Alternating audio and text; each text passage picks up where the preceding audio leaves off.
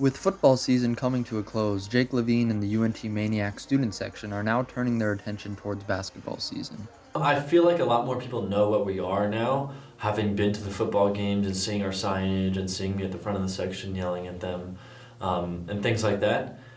But I think a lot more people need to be refreshed on kind of what we do, especially at basketball games, traditions, and the energy that we're supposed to be making at basketball games. UNT student and Maniac Sean Hunley spoke about the impact the Maniacs make at basketball games. I think whenever I go to like basketball games and stuff like that, I love seeing the Maniacs there because, for UNT basketball games a couple years ago, there wasn't really a lot of people there. But I mean, just kind of having a group of those students that are just like always there, always just like yelling and going crazy. I think that's just really beneficial because, I know like when I used to be a manager, I always loved just having screaming fans because I'd always think it provides such an advantage just to kind of have those people there that are just always going to be there cheering you on. It definitely provides a boost to like players and fans that just, just kind of casually go just to watch the game. Levine spoke about his plans to continue to further overall student engagement at the games. I think it's going to have to start with what we're doing in the game to get them going.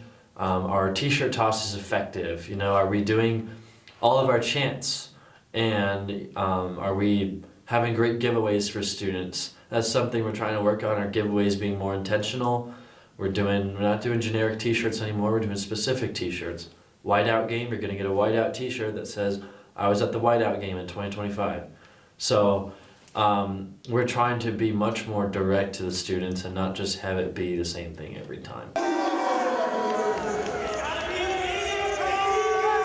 Hunley voiced his message to students, and he expects the Maniacs to continue to grow in the future. If I was the Maniacs, I'd say make sure you're here at every single game and make sure you're loud and proud. Like I said, people want to be there, and I think with how good UNT did last season and the year before that, even with Coach McCaslin, I think that it's only going to go higher.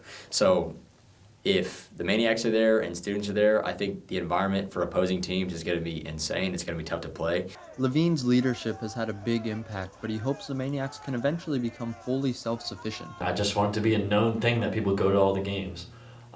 Because I think if I don't post on the Maniacs Instagram account that there's a game tonight, no one's going to be at the game, which is unfortunate. So I want people to know to be a Maniac on their own without people leading them to be a Maniac. The Maniacs have also made an impact on UNT athletes and coaches. Hunley spoke about how important that impact can be.